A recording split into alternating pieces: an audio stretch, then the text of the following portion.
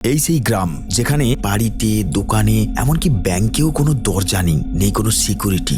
এই এক নির্জন পাহাড়ি অঞ্চলে ভারতের একমাত্র গ্রাম শনি সিগনাপুর। আজকের দিনে দাঁড়িয়ে যেখানে আমরা সিসিটিভি আর ফিঙ্গারপ্রিন্টকে বিশ্বাস করি, সেখানে মুম্বাই থেকে মাত্র 350 কিলোমিটার দূরে অবস্থিত এই গ্রামটির কাহিনী আপনাকে অবাক করাবেই। শনি সিগনাপুরের এই অলৌকিক রহস্যের খোঁজে চলুন বেরিয়ে পড়ি। এই যাত্রা শুরু হয় মুম্বাই থেকে।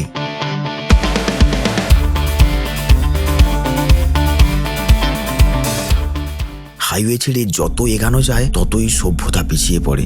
দাঁড়িয়ে আছে এমন একটি মন্দির যেখানে শনিদেবের মূর্তি নিজে থেকেই তৈরি। প্রতি বছর লক্ষ লক্ষ ভক্ত আসেন শনিদেবকে পুজো দিতে আর এই রহস্যের গ্রাম দেখতে। এখানে কোনো ব্রাহ্মণ নেই, পুজো নিজেকেই দিতে হয়। ভক্তরা শনিদেবকে সরাসরি সর্ষে তেল অর্পণ করেন। সর্ষের তেল দিয়ে পুজো করার এক বিশেষ প্রথা আছে। মনে করেন শনিদেবের ক্রোধ কম করে এবং সৌভাগ্য নিয়ে আসে। এছাড়াও প্রচলিত কাহিনী অনুযায়ী সর্ষের তেলকে শনিদেবের পছন্দ উপকরণ হিসাবে দেখা হয়। একসময় রাজাদের দাপটে এই মাটি কাঁপত। বড় বড় কেল্লা, বিশাল বড় দরজা আর হাজার হাজার সৈন্য, সব ছিল তাদের সুরক্ষার জন্য। কিন্তু আজ এই বিশাল দরজাগুলো ভেঙে পড়েছে। আর ঠিক এর পাশেই এমন একটি গ্রাম দাঁড়িয়ে আছে যেখানে কোনো দরজাই ছিল না, অথচ তা আজও সুরক্ষিত। ইতিহাস আমাদের একটা কথা বলেছে, পাথরের দেওয়াল ভেঙে পড়তে পারে কিন্তু বিশ্বাসের দেওয়াল কখনো ভাঙতে পারে না। কিন্তু এই বিশ্বাস এলো কোথা থেকে? গল্পটা শুরু হয় বেশ কয়েকশো বছর আগে। বানাস নালা নদীর বন্যায় তখন গ্রাম ভেসে যাচ্ছে। সেই বানের জলে ভেসে আসে এক বিশাল কালো পাথর।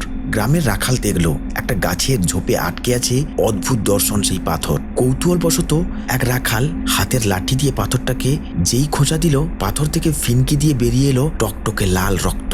ভয়ে শিউরে উঠল সবাই। এ কোনো সাধারণ পাথর নয়, এই জীবন্ত।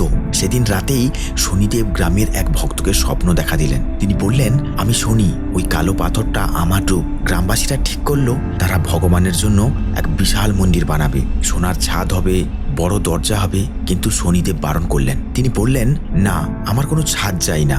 এই নীল আকাশই আমার ছাদ। আমি খোলা আকাশের নিচে থাকবো, রোদে পুড়বো, বৃষ্টিতে ভিজবো। আর তারপর তিনি দিলেন এক অদ্ভুত আদেশ। বললেন, তোমরাও তোমাদের ঘরে আর দরজা লাগিও না। আজ থেকে এই গ্রামের পাহারাদার আমি। আমার দৃষ্টি সব সময় তোমাদের ওপরে থাকবে। সেই আগের আদেশ আজও অক্ষরে অক্ষরে পালন করছে এই গ্রামের মানুষ। বাড়িগুলোর চৌকাঠ আছে কিন্তু দরজা নেই। আপনার মনে প্রশ্ন জাগছে না, চুরি হয় না? গ্রামবাসীরা বলে অনেক চোর চেষ্টা করেছে, কিন্তু এখানে চুরি করা সহজ, পালানো অসম্ভব। শোনা যায় একবার এক চোর মন্দির থেকে গহনা চুরি করেছিল। সে ভেবেছিল সে পালিয়ে গেছে।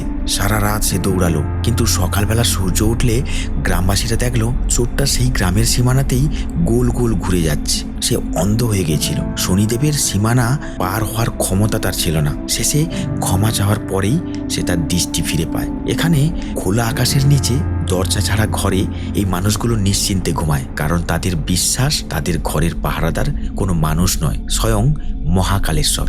দরজা তো শুধু ঘরকে আলাদা করে, কিন্তু বিশ্বাস আমাদের এক করে রাখে। সব জায়গায় দরজা লাগে না, কিছু জায়গায় বিশ্বাস দিয়ে বন্ধ থাকে। দেখা হবে পরের ভিডিওতে।